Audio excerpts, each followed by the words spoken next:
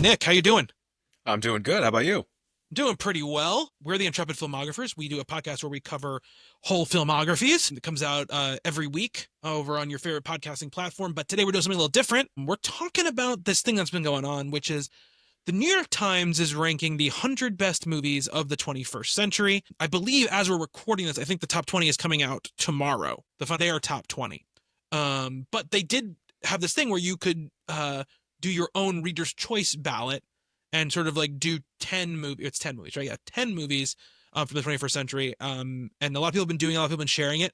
And we figured we do a movie podcast. We probably should talk about this thing that's going on that's very big in like the movie culture right now. So I've got my ballot. You've got your ballot?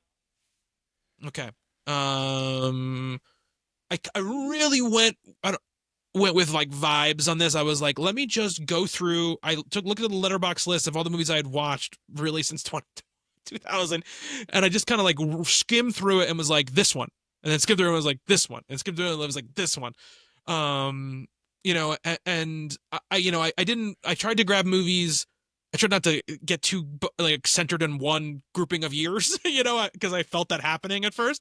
So I kind of vibed out and kind of just started grabbing movies. So this is not like a ranked ordered list. This is not necessarily like my 10 favorite movies if I was going to make you listen to my top 10 movies of the last 21 years, but it was the ones I felt like were the most like, these are the ones I feel like represent for me, what I think of as the 21st century of movies and really important to me.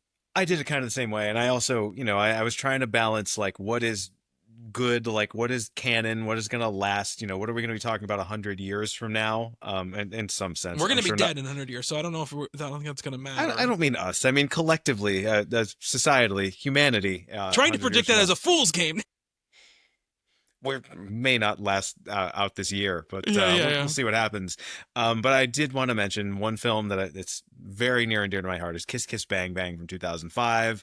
That's like a desert island movie for me, but also it's a movie that I feel like, it's not one I like recommend to people, right? Like all the ones that I wanted to put on this list were movies where it's like, you don't have to be a specific kind of person to appreciate this movie. Whereas a movie like Kiss Kiss Bang Bang, if you're me, it's like, it feels like it was made for me, Yes, but I think you overthink that. Kiss Kiss Bang Bang is an amazing movie that sure everyone I've ever asked to watch it has loved it.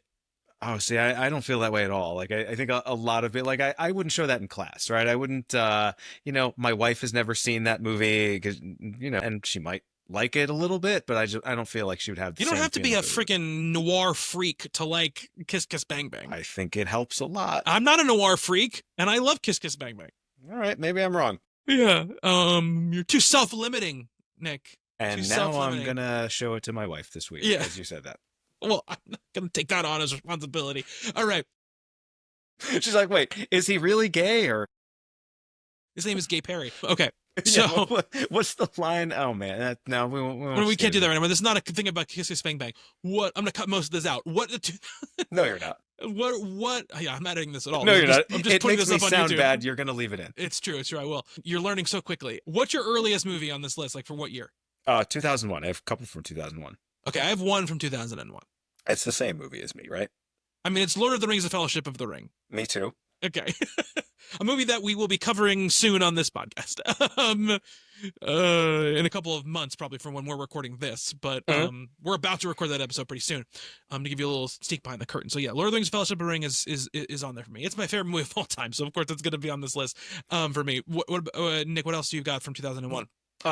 Mulholland Drive is my other one from 2001 because Lynch had to be on this list. I could not live with myself if I didn't put him on there, and Mulholland Drive is fantastic. Yes, I agree with you. Not on my list, but could have been on the list in another formation of this list. You have any 2002 movies? No, I think my next one is an 04. Okay, I got a 2002. It's Minority Report. Oh, great movie. Great movie. My favorite Spielberg movie, to be honest with you. I left another one off. I love AI from 2000. AI is close for me too. This was very close to being on my list as well. We've never talked AI. Most people hate that movie. I think that movie's fantastic. That narrowly missed my list. And again, not so much because like I would rather see AI than some of the other ones on this list, but that's one that is very divisive. So very divisive, but I think it's in his top 5 all-time movies. Yeah, I agree. For sure. I'm glad you feel that way. I never knew that about you, and I like you a lot more now. That makes up for a lot of things. Minority Report. I'm waiting for you to give me that opinion that makes me like you. Because you have a big debt of I feel like that's bad opinions. never going to happen. So what's your 2004? You said is your next movie? Yeah, 2004, Eternal Sunshine of the Spotless Mind. Great one. My 2004 movie is Shaun of the Dead. Oh, okay. Yeah, like that one a lot too. Yeah. Eternal Sunshine also could have been on this list. I love that movie to death. So visually inventive and like special. Oh, it's incredible. There's nothing like it. No. I was a big fan of Michel Gondry going back to watching a lot of MTV in the 90s. And, I was always waiting for that guy to make an amazing movie. And 2004, he did it. This was like just thinking about these movies, right? Like my list was very early 2000s centric for a while, and it's like you were saying, it's very, very hard to take stuff like we didn't realize how good we had it back then. 2004 was a great year too. 2004 yeah, it was. Really 2004, 2007 was a great year. I got a couple 2007s on my list for I've sure. I've got one of them, probably one of the same as yours. I don't know about that actually. Mine are a little probably not, but like, there's this really funny TikTok I saw once that was like, people are always rediscovering movies, finding new movies. Everyone's journey in movies is different, and there's no judgment for when you discover a movie, when you don't. But when you find a movie that you like, don't assume that no one's ever heard of it. Because TikTok was really funny where they were like, I watched this really obscure movie. It's called Eternal Sunshine of the Spotless Mind. And it was like a stitch. There's a person got cut off, and the other person came on. And it's like, that's not an obscure movie. It's Eternal Sunshine of the Spotless Mind. Anyway, Shaun of the Dead for me, just like, I think, perfect script. It's just like one of those movies for me that I just get off on great scripting of things. And it's one of those movies like Back to the Future that just has all these like setups and payoffs and just everything interlocks and everything works. It just one of those movies for me. It's also a great movie because you don't have to like zombies or like zombie movies to really appreciate and enjoy Shaun of the Dead. And it actually, even if you don't, it's a great sort of gateway drug for Romero and absolutely, because it's actually a genuine zombie movie on top of being a comedy. It is. It's not making fun of the zombie movie, right? It's celebrating the zombie movie, but it's also a funny movie. So that's what I think what makes it special. What is your next year? My next year, I think it's 2006. I know I have one 2006 movie. I have an 06 as well. Yeah. Mine is Pan's Labyrinth. Mine is Children of Men. Oh, great movie too. Yeah. That was another one that could have easily made my list. I think Pan's Labyrinth it's absolutely far and away beyond any doubt Del Toro's best movie. I think it's his most personal, beautiful sort of vision. The way that I teach this movie all the time, it's always my last screening in my film study course because it just brings so much together. It's a wonderful fantasy movie that is also like a terrific war movie, coming of age movie. Its sense of atmosphere is incredible. It's just, I love genre movies, and this is like, it's a lot of genres in one sort of, it's like as elevated and as beautiful and as serious as genre movies are ever going to get. And I just, people talk about like strong female characters, and I always say, like, if you think you've seen strong female characters and you haven't seen Pan's Labyrinth, holy shit, like, I cannot wait. It's going to be a while. She just turned 5. I cannot wait to show this movie to my daughter. It's very graphic and very bloody. I'm going to wait until she can handle it when she's, a few years down the road. But I can't wait to show this to her. And if this ends up being her favorite movie, I think that'd be really great. But I love this. I love that movie. I think it's beautiful. Just the peak of like creature makeup effect type of stuff. Funny story about how stupid being an American is. I'm seeing this movie, and it's this beautiful, sad, melancholy, gorgeous movie. Great score. Oh, great score. It's in Spanish, obviously, right? Spanish language movie. And we're seeing it. The theater's dead quiet, and she's like walking into like basically like the labyrinth for whatever, for the first time, and she says hello, obviously, but she says hola, and like 7 people in the theater laughed because she was saying hola. And I yelled in the theater, I was like, it just means hello. So angry. I was so angry. Anyway, Children of Men, it's in this corridor of movies. We're talking 2006, 2007 kind of era of movies where just these all-timers came out. I think it's one of the most like bravura pieces of filmmaking like ever done. Like there are like 3 sequences in that movie that are just like your jaw hits the floor. You're like, how did he do this? Just one of those things where he was Cuarón was at the top of his game, just doing insane one-ers and like crazy ideas with how like the camera interacts with scenes and stuff like that. Oh Just man, the behind the scenes of the car scene, the long take, and the way they did that is just like absolutely mind blowing. Yeah, agreed, absolutely. You got some 2000. Yeah, I got to 2007, No Country for Old Men. That was close. I didn't put it on there, but it's easily yours. There Will Be Blood. No, actually, no. That's why I said it's not gonna be the one you think. Oh, okay. Because either one of those, that's another one that could have easily made my list. Surprisingly, I don't have any Paul Thomas Anderson on my list. That is crazy for you. I would have really, I Punch Drunk Love is another one that is one of my favorite movies of this era, but I know a lot of people hate it. And I think his best movie is Magnolia, and that narrowly missed by coming out in 99. Yeah. So true. Not there.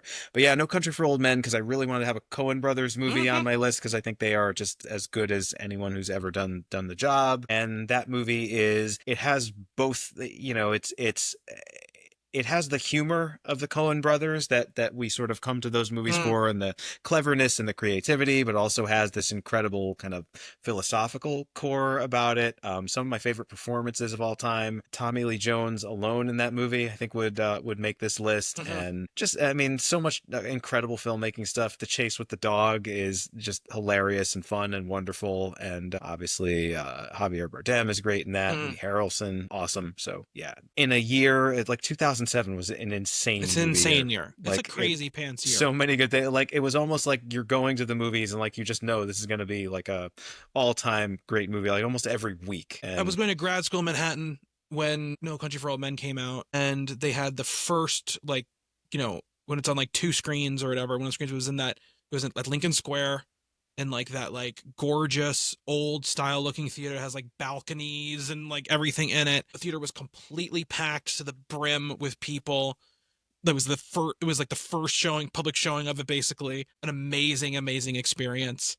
And I remember just being floored like a couple weeks later when it opened more wide, and people were like, yeah, but like that ending, like what happens to, the Josh Brolin character. I'm like, it's such a smart thing. Yep. It's such a smart thing. You guys are mad about this? That's one of the first times I remember being like, man, I just guess people just don't get stuff like this. It was one of those things where I was like, I didn't get that people wouldn't get it, Oh, his movie doesn't do the thing that every other movie does? Exactly. How dare you? Actually, the movie is just telling you at that point, secretly, this guy was never the main character of the movie. You guys just thought he was because that's the language of movies. People just assume that this guy is the main character. Right. It's not his story. Like, that's the point of the movie, That monologue at the end and the cut to black. My God. Yeah. My God. What an amazing piece of filmmaking. So I got 2 2007 movies on my list. You got 2 2007 movies and not those 2? Michael Clayton, which I think is another one of those just like perfect scripts. Great script, like, like I love thrillers that aren't about traditional thriller things. You know what I mean? And this movie is that, and it's got just some of like, it's Clooney's best performance, 1,000%. Yeah. The ending scene, just that ending scene where he's like talking to the Tilda Swinton character, he's like, you're fucked. You're so fucked. You don't even know it. Or like that whole thing, like just that whole scene is just so amazing. The bread, everything. Tom Wilkinson with the bread. Just love that movie to death. And Sunshine is the other 2007 movie I have. Oh, Sunshine's awesome. Yeah. Yeah. Sunshine is one of those movies that I think, again, was one of those times where I was like, wait, people don't like this part of the movie? And people don't like that movie. People really love the first, like, 2/3 of that movie, and they hate the last third of it, and it boggles my mind, But we talked about on the podcast a lot, which is that, like, both of us, I think, like tonal shifts. And a lot of people don't like that. They think when they're pulled off correctly. Yes, but some people don't even like them when they're pulled off correctly. Some people just like, no, the movie was this. It can't be this now. Right. You know what I mean? And like, I love that the movie does what it does. I was like, just one of the most beautiful movies like ever made. Truly, like visually, like cinematography, like visual effects, all of that stuff. I just like, long close-ups on Rose Byrne's face. All of these things are just beautiful. It's funny that you mentioned that now, because I just saw 28 Years Later and loved it. Was not even going to go see it, and now I think we need to do a Danny Boyle series on the podcast. I would love to do Danny Boyle series, dude. I think love we may Danny need Boyle. to get there. Yeah, I forgot how much I did, like to the point where I wasn't even going to see his new movie, which actually is great. But yeah, I'm just so happy he gets to make a movie again. Like it's like so weird that he said that struggle so hard to make a new movie. Crazy to me. Yeah, he makes really crowd pleasing. I mean, Sunshine really is, if you just go with it, Yeah. it's a fun sci-fi movie. He also is weirdly one of these guys who like all of his movies are really hard to find on home video or media. Like Yeah. they're just re-releases of now because of the movie coming out, but 28 Days Later was like impossible to get before right now. So anyway, that's 2007. What's your next year that you have a movie? I got an '09. Okay, I think I've got my next movie is 2010. So go ahead. What's your 2009? 2009 is Up. What a wonderful movie. Absolutely love that movie. I think the best Pixar movie. I think the clearest and best expression of what Pixar is all about and what Pixar can do. I think literally the first couple minutes of that movie would make this list by themselves. Yeah. And to be honest and to be fair, it never gets better than that because No. how could it? But again, that is one of the like a sequence that you just kind of don't see coming. I knew nothing about this movie. I'm sitting there with my 3D glasses on with my wife, who is my, I think, fiance at the time. I'm not sure if we were even engaged yet. And I was so happy that my eyes were covered because they were just full of liquid. It was the hardest cry I think I've ever had in a movie theater in my life. And, absolutely earned perfectly. What a great message, great visual design, lots of fun humor in that too. And it's just, again, I like Pixar movies. I haven't, I've kind of fallen out of love with Pixar and they're not kind of doing things quite at this level anymore. But for a while, right, it's like every movie was just a banger, Yeah. you almost were guaranteed something amazing. And so I was expecting Up to be really good. I had no idea it was going to be that good. And I really, I was so on board for it. It's a lovely movie in a lot of ways. And I think they'll never get back to that, but they could try. They could try. I mean, yeah. I mean, I heard that actually that new one is actually very good. It just got very poorly marketed. Elio? Elio, yeah. If I was gonna pick one of those movies, I don't have a Pixar movie on my list on this 10, but it would either probably be Wall-E, which I think for me fits that description you said about what like the perfect distillation of what Pixar is all about, or The Incredibles. The Incredibles is very close to being on this list for me. That's probably my favorite Pixar movie. But oh, cool. I love Brad Bird. yeah, Brad Bird is amazing. 2010, I have The Social Network. Okay. Which I think is great movie. I picked one Fincher. There really were like three that I was picking between. It was either this, Gone Girl, or Zodiac. Yeah. Zodiac, yeah. Zodiac almost made mine too. Yeah. Social Network almost made mine actually. Yeah. Also. Social Network, I think, is I don't use this word a lot, but one of the most important movies of probably the 21st century for sure. Yeah.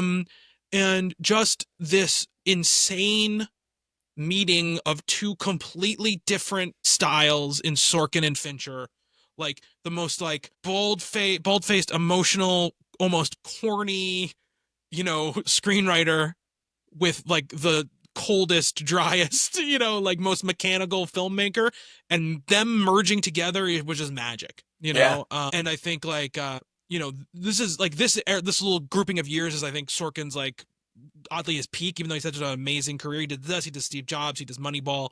But this is obviously like I think the top of the heap.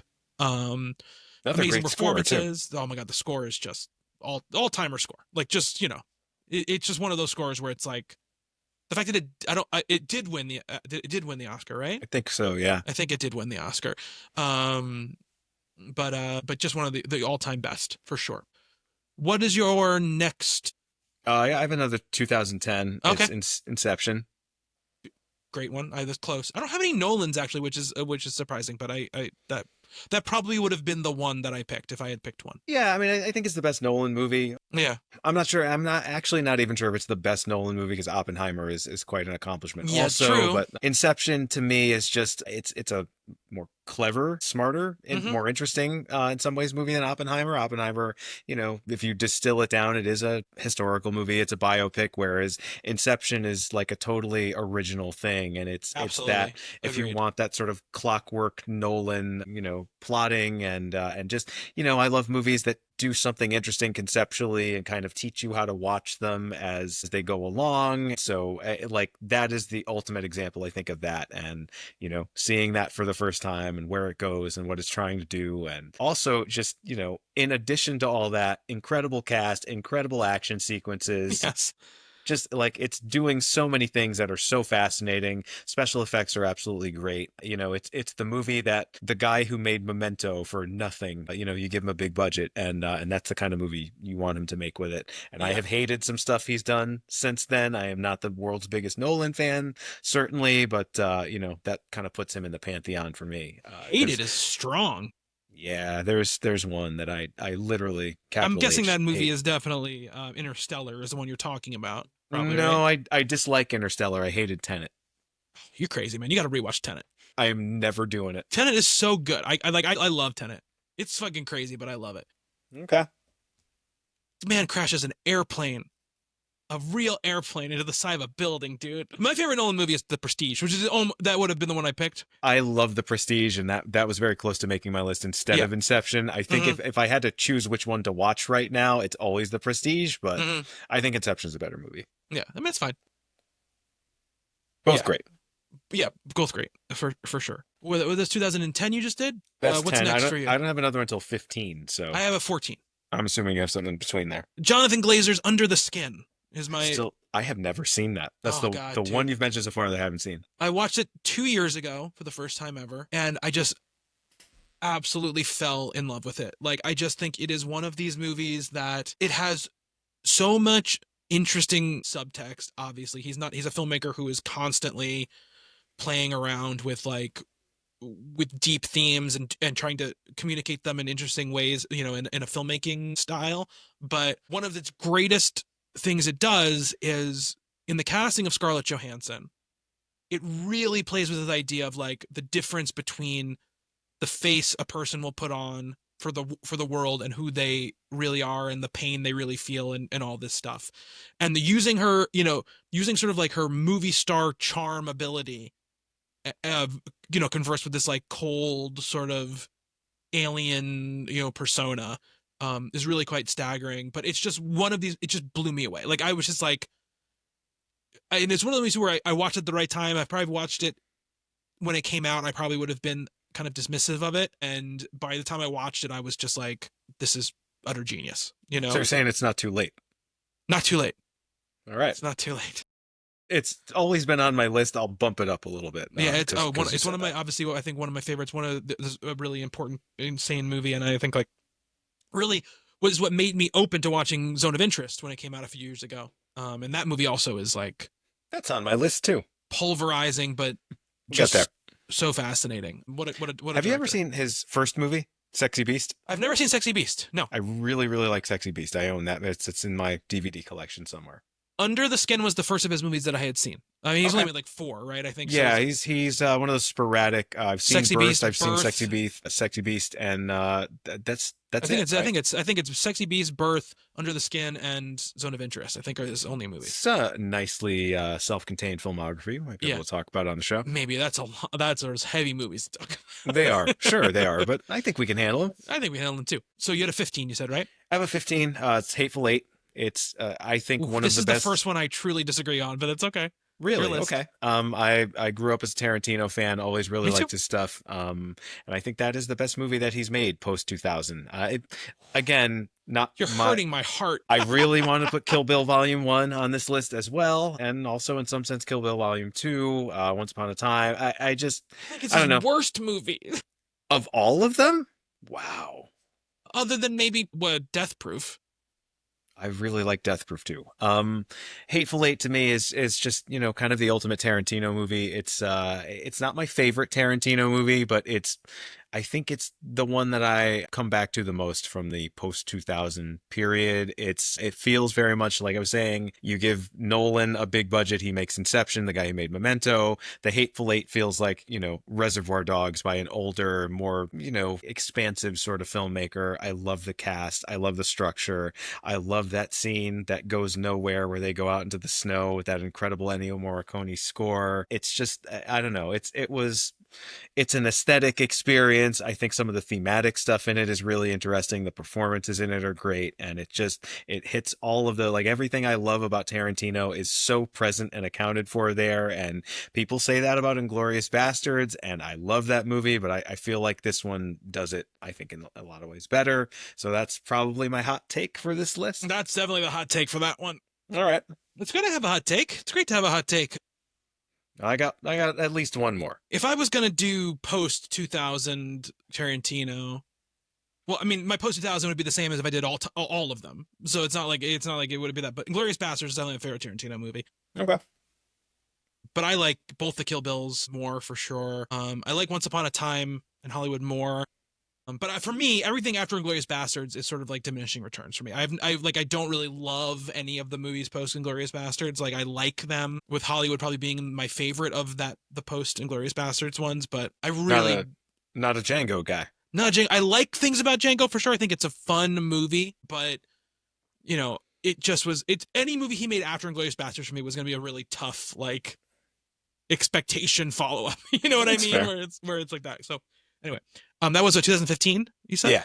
Yep. So I have one 2015 on my list, and that is Mad Max Fury Road. Great movie.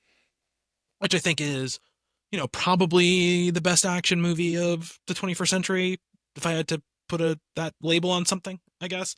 I have no argument for that. I could maybe come up with one, but it's nothing's popping in my head. There are things that are probably in the conversation for me, but like when I think about like just pure impact, and also one of the things for me where it's just like I never cared about Mad Max movies at all. Like wasn't a franchise for me. It wasn't like movies that I watched when I was younger. It wasn't anything like that. So like this movie coming out initially, I was kind of like, okay, like I don't really care about it. Like I was like, and then when I saw it, I was just like, my hair was blown back, basically. That's interesting because I was really hyped up for it because I loved Mad Max. Really always, like, since I was a kid, really liked those movies. And, I was a little dubious of them recasting the character and kind of doing it in a modern way, but he really didn't. The practical stunt work and stuff in that movie, that alone is just incredible. And I don't know, he crafts sequences that are like nothing else that anybody else can do. And exactly. that movie's just like one of those after another of those after another of those, and it's just all how big a fan of the Doof Warrior are you? I love the Doof Warrior because literally that image. I mean, that's maybe one of my favorite individual things in any movie ever. Yeah, wonderful movie. And then do you have? We're down to like the last one each, right? I think. I got two more. I got two more. Okay, 17 and a 19. Okay, I've got a 19. So what's your 17? My 17 is my favorite movie of the past 10 years, and that is A Ghost Story. David Lowery's A Ghost Story. A filmmaker we will definitely cover on the podcast. Yeah, absolutely. Sure. I'm looking forward to it just because it gives me a good excuse to watch A Ghost Story. Yeah. I think it's a movie that, that's the one where this thing where I was like, is this a movie that I would show to people, recommend to people kind of thing? I don't know if I could do that. There is an 8-minute unbroken take of Rooney Mara eating pie in that movie. I mean, that sounds great to me. Have you not seen A Ghost Story? No, I have not seen it. I haven't seen it. Oh, all right. Yeah, no. Absolutely love it. It is visually incredible. The themes that it takes on are like as big. It's like it is the biggest movie ever made in some sense. It's kind of going for like this massive expressive thing, like on a Tarkovsky sort of level, or like what people hated about the Tree of Life, how it's trying to encompass like the entirety of existence in one movie. Yeah. The Tree of Life does that in like 3 hours. A Ghost Story does it in like 90 flat out minutes. It almost feels like a short film in a lot of ways. And I think it's just really profound, really, really beautiful. The performances are great in that as well. And it's just the way that he is able to take this very silly image of, a very cartoonish looking ghost and make it like just this incredible metaphor for grief and loss and existence and life. And oh man, it's a great movie, and the kind of thing that you don't usually see American filmmakers even attempt to make. So yeah. All right. And what's your 2019? My 20. So yours is newer than that? No, I also got a 2019. Oh, okay. My 2019 is Under the Silver Lake. That's a real. You tell me this list. You don't put Kiss Kiss Bang Bang on your list, but you put Under the Silver Lake on your list. I feel like Under the Silver Lake. Don't tell me this list isn't for the freaks, all right? Well, maybe. I mean, and this is another movie that I feel like is made just for me. It's my favorite kind of story. Again, it's another film that really draws heavily on noir, but I think it also weirdly, particularly with the world we live in now, is a movie that kind of saw where we were going and where we're headed and what's going on, and is kind of commenting on that, and is also commenting on people like us who are obsessed with, the past in some sense and pop culture. And David Robert Mitchell is such a fascinating filmmaker, and this movie was such a nothing. It was playing in 2 theaters. You were talking about No Country for Old Men that you saw when it was playing in 2 theaters in New York. That's because they knew it was going to be a huge movie, and they're let's get the New York, LA release. I saw Under Silver Lake when it was playing in 2 cinemas in the country. One of them was the Angelica, I think it was, in New York, and that's because they were just burying it, and they wanted to give it like some kind of cursory theatrical release. And literally, I live in Connecticut, so it wasn't like I traveled across country for it, but I made a point to see it in that theater, and I was just absolutely blown away by it. It's a funny, fun, but also like really bizarre and disturbing and really interesting movie. It follows his previous movie to this that was a lot more successful. Huge hit.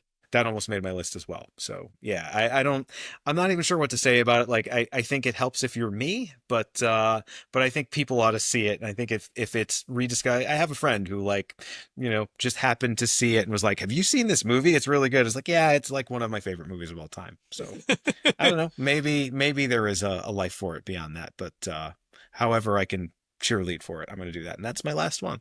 All right. 2019, so in like my head, right, as far as like release time, I kind of didn't want to do anything post 2020 because it's just too new, for me. Like I thought the same thing, and then I also was like, internal logic, I don't know if I've seen a movie since 2020. Well, since 19 that I thought would fit this criteria. I have a couple that I think are close for me that might hit this list, but 2019 is like the cutoff for me, and it was really tough to pick a movie from 2019. I mean, there was a lot of movies that I would like, a few movies, like 3 movies that I was kind of going back and forth between.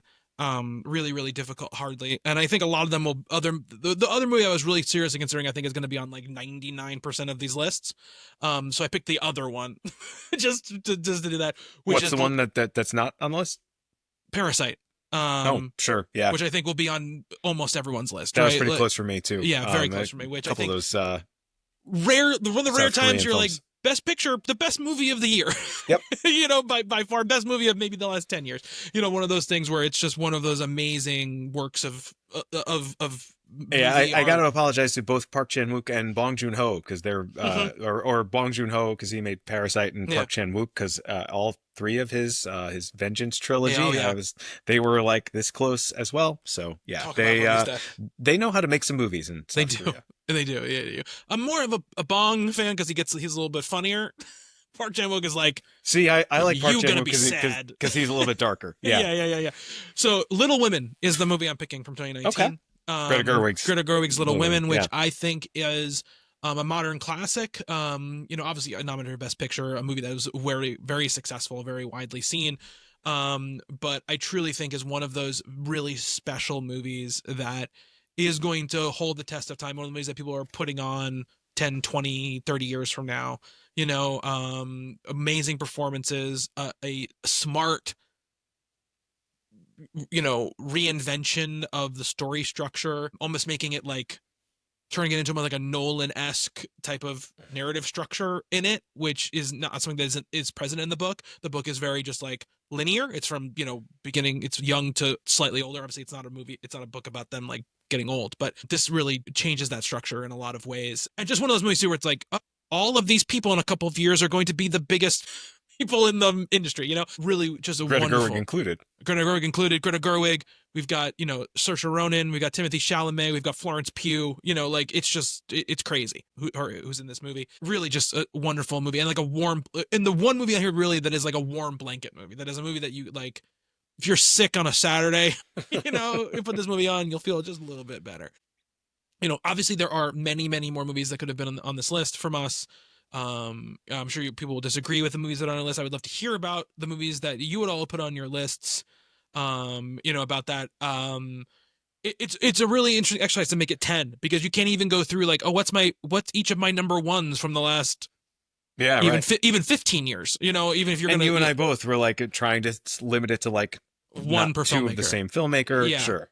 There could have been like, I could have had a second Edgar Wright. I could have Scott Pilgrim definitely would be on this list if I was expanding it. There would have been other Spielbergs like we talked about. Is it bad that The World's End is my favorite of his movies? No, don't think it's weird. I mean, that's the one that I most need to revisit because it was the one when it came out where I was like, this is not the movie I want it to be. And that was not fair. You know what I mean? It was not fair to the movie to be like, this isn't what I'm not old. It was almost like I'm not old enough to get what this movie is trying to tell me. And now I feel like if I watch it, I'd be like, yeah, well, I think that's what it is. I think it just spoke to me more than and I love, he's never made a bad movie in my opinion, but yeah, that was the one that, and maybe that's a hot take too, but of everything he's done, that's the one that I like the best. It's the one that I revisit the most. Okay. So. I mean, it's a great movie. It wouldn't be, I think I would put the other two, like Cornetto's probably above it, but that's only because, again, I really haven't gone back to it because everybody does. Yeah, everybody does. But I don't think that means that it's, I don't think that's a weird take. I probably like Scott Pilgrim, I think, is the one that's most impressive to me, just in like how innovative it is as a visual film. I really it's very fun. When's the last time you saw Scott Pilgrim? Oh, I watch it like every year. Oh, okay. Because I just did a screening of it. It had been a while for me. Mm-hmm. I thought it'd be well attended. It wasn't. Not my best attended screening. But seeing it for the first time in a long time, that movie feels so dated to me. Not the movie. The movie's great, but like the world that movie depicts, like feels like it's just a dead world at this point. And it's almost as fun and funny and silly and energetic as that movie is. I was like kind of sad the whole time watching it. Like, like whatever happened to blogs? They still exist, but in a very different form. Yeah. I love that movie to death. I watch it at least once a year. It's one of my faves, So, I mean, there could have been a Wachowski movie on here for sure. Like Speed Racer definitely was when I was thinking of putting on here. Racer. One of my faves, could have been several Coen brother movies on here. As we mentioned, there could have been a couple Paul Thomas Andersons on there. There could have been a Wes Anderson on there. I didn't put any Wes Andersons on there. That was tough for me. I was close, but again, it's another filmmaker where, like, when I think of Wes Anderson, I think of Royal Tenenbaums, like Rushmore. Yeah, but that's 2001. Shit. Yeah, it is 2001. Well, yeah, that was one I was very close to putting on. Up something out for Royal Tenenbaums. That movie is amazing. Yeah. No, but that is one of my favorite movies of all time. So it's like, this is our formative time of movies. Mine too, but I don't know. My idiot brain thinks it came out in 99. That's crazy. That's when Rushmore came out, right? 99, 98? When did Rushmore came out? Yeah. Oh man, I watched that double disc DVD of the Royal Tenenbaums so much. I used to fall asleep watching that movie so much. I loved that 2-disc DVD. The Gene Hackman interview on that documentary is one of the best things. He's just, and R.I.P. Gene Hackman this year. What's the quote? Don't cut your fabric to this year's fashion. Fucking love that. Lots of great movies. I would, like I said, like to hear a lot more about what you guys loved, and if you like stuff like this, let us know, and we'll do more little more topical things like this. But until then, go to the intrepidfilmographers.substack.com and subscribe to the podcast, because if you like this conversation, we have longer conversations than this, if you can believe it, about things all the time. So quite a bit longer. Right now we're talking about the films of Joe Wright. Our episode on Darkest Hour came out, but he made Pride and Prejudice, he made Atonement, and we've covered Joseph Kosinski, who made Top Gun Maverick and has F1 out right now. We'll actually be doing a new episode about F1 next week. It'll come out. So, if you want to hear all about that movie after you've seen it, tune into that as well. Rate and review, please, and like and subscribe to this channel as well. That would be awesome. And until next time, thank you, Nick. Thank you, Bobby. Thank you to everybody who's watching. Until next time. Be good to one another. Later.